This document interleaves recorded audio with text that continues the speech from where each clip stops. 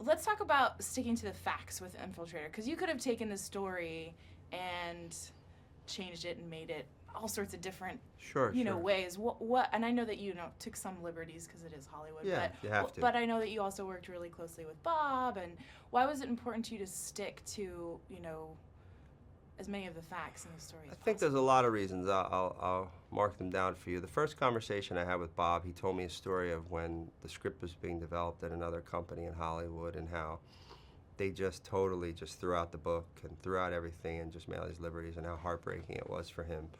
And I heard that heartbreak in his voice, and I knew if I was in his shoes and lived that story, I would never want that. And the reason I was on the phone with him was because of his story, so I should honor it. So that was definitively the first reason. The second reason is I'm a filmmaker by trade, so to act like I'm an undercover cop, to act like I know that world, to act like I've lived that world, that would be fraudulent. And my only way in and the realism of it was through Bob. So I had to bring Bob in as close as possible, and then from that you get the truth. And I think in the reality and the truth of it, it's more interesting than the fiction. So for me, that was the route that I went with. I didn't make a move without Bob. So that was equally important. Also, my mom, who wrote the script, Ellen Furman, coming from a legal background, she's all about the facts and the details and those kind of things. So she really wanted to honor that as well. So we really all collectively coalesced in a way that we wanted to do that. Now, yes, there were liberties that I felt like we had to take because it was the best way to tell the world of Escobar and to amplify the stakes and to make it a great movie experience for people, hopefully great. But other than that, I mean, we weren't doing it unless we absolutely felt we really needed to or had to. What?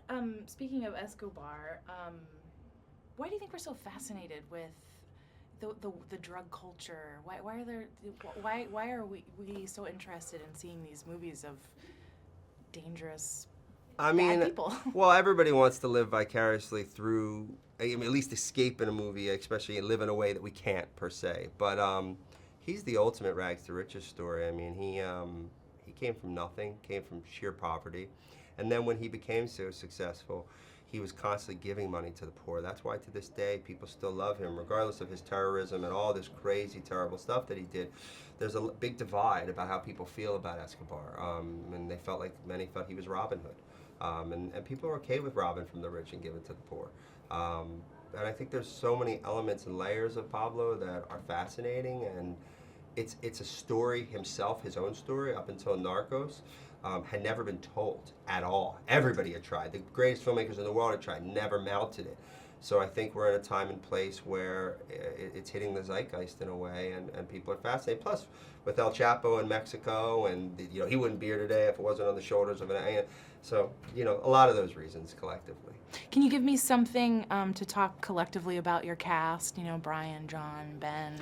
I keep speaking of the familial experience with respect to the fact that Benjamin Bratt I've known 20 years from my days of working as an assistant for Julia Roberts. Yul Vasquez I've known 20 years from that same period of time. John Leguizamo starred in my first movie, The Take, and then in Lincoln Lawyer, and is one of my dearest friends, as these other two gentlemen are.